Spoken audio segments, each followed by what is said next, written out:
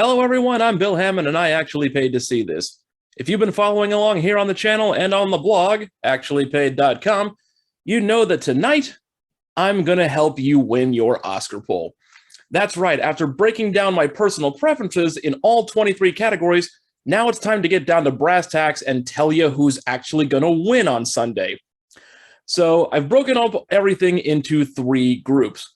First, in the interest of saving time, we're going to dispense with the categories that I refer to as the gimmies, as their results are not the least bit in doubt.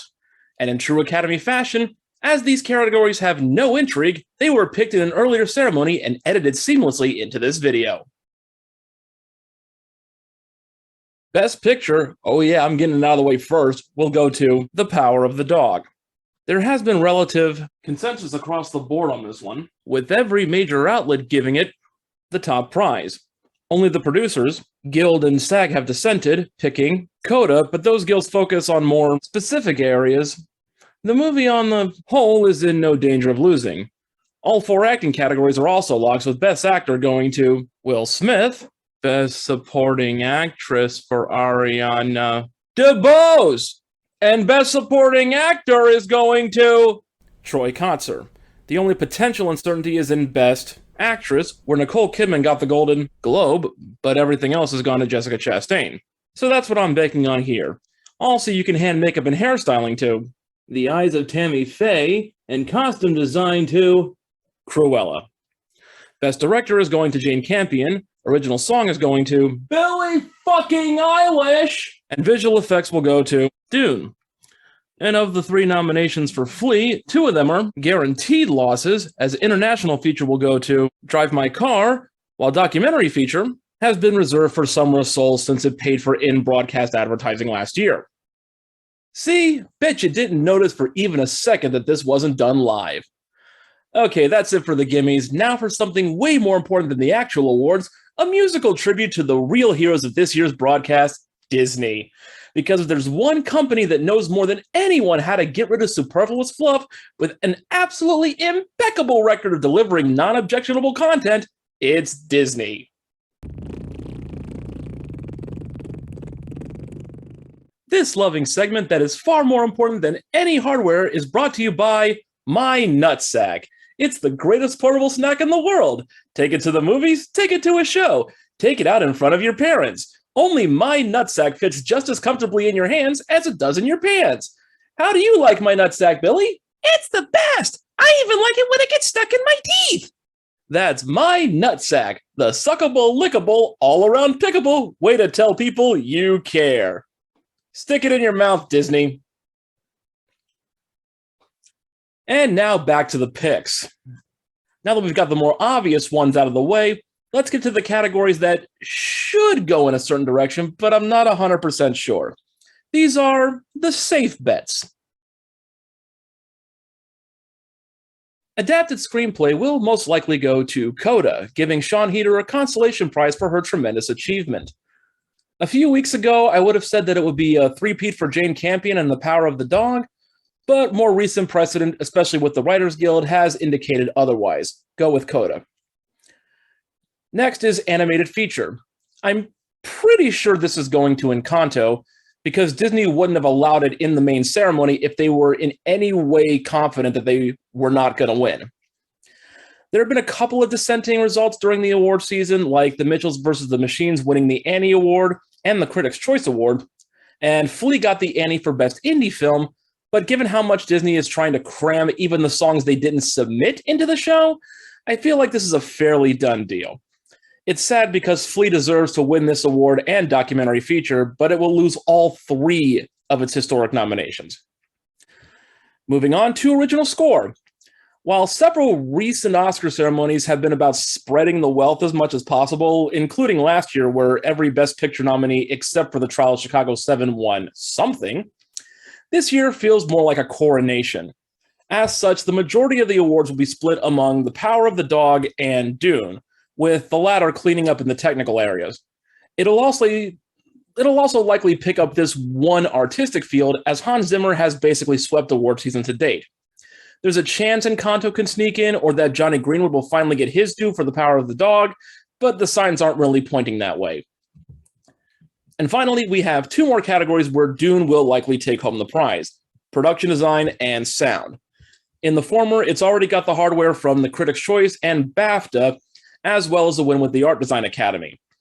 As for the latter, it's won the BAFTA and the Golden Reel, as well as picking up mixing and editing awards from various critics associations, film festivals, and sound engineer guilds. This is why we call it a safe bet. It's not a guarantee, but pretty safe. So that takes care of 17 of our 23 categories. Now it's time for the ones that will make all the difference when you're betting amongst your friends. These are the races that are actually pretty tight, and honestly, they're pure crapshoots. Cinematography is a two-horse race between Greig Fraser for Dune and Ari Wegner for The Power of the Dog. Both of them are very worthy winners, and over the course of award season, they've basically split the prizes. So who will the Academy choose? Well, when in doubt, go for messaging. If there's a box to be checked and a social comment to be made, odds are the voters will try to make it. That tips the scales to Wegner, who is only the second woman to be even nominated in this field, and the previous one did not win. It will be history if she can get the victory. Film editing is another one that's had a slew of winners, from The Power of the Dog to King Richard to West Side Story, which isn't even nominated here. I'm pretty much predicting a sweep of the technicals for Dune save cinematography, so my gut tells me to stick with that strategy here. The short categories are always the hardest to call because there are so many disparate nominees and stories that it's really hard to pin anything down, but I'll do my best. For animated short, Bestia won the Annie Award, but it was the only nominee here that was up for that prize in the other ceremony. Still, that makes its odds better than the others, like Affairs of the Art, which was up for the BAFTA but lost.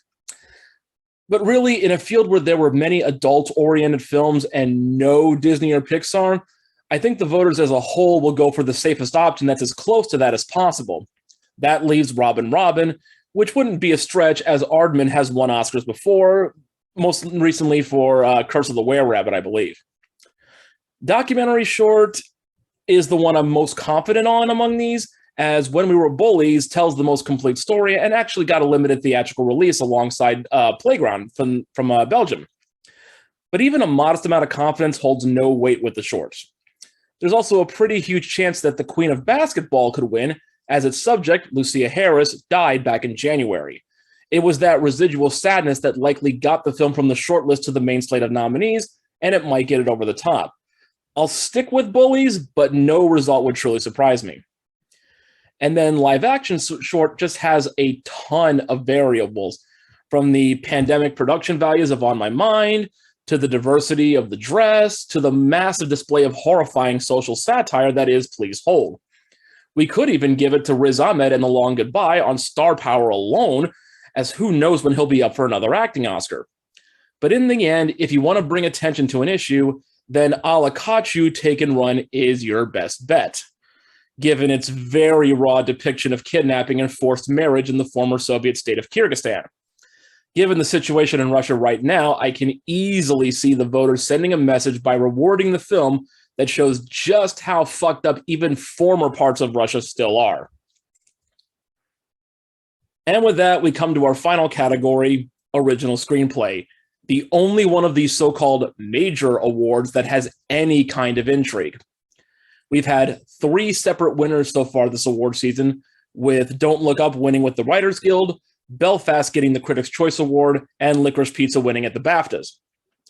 I don't really take Don't Look Up that seriously, as there's not nearly as much crossover between the WGA and the Academy as there is for, say, SAG.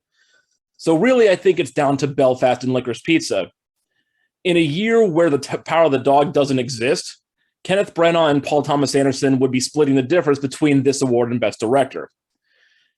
As much as I love Licorice Pizza, it was my favorite movie of all of 2021. The Academy on the whole hates comedy, though this is still one of the few places where it can be rewarded. And Belfast has a potential tiebreaker as it won the Golden Globe. I put no stock in the HFPA, but some of the voters still do, so I can't discount the possibility. Also, it's worth mentioning that Kenneth Branagh is up 3 times in this ceremony, the same as Anderson, giving him a grand total of 8 career nominations across a record 7 different categories. Just like Will Smith is winning Best Actor because it's his turn, I have a hard time believing that the Academy voters who are aware of this distinction would leave Brennan winless in this scenario. It's my least sure bet of the entire bunch, but that's how I read the proverbial tea leaves. And there you have it. That's how I see the Oscars playing out this Sunday. Make sure to fill all those in on your ballots, and when you win, share your prize with me. Until next time, keep it locked on the blog, actuallypaid.com, especially this Sunday, as I'll be running a live diary during the Oscars broadcast. And make sure to tune back here to the YouTube channel in just a few days when I provide my post-mortem Oscar analysis. I look forward to seeing you then. Until next time, I'm Bill Hammond. I actually paid to see this.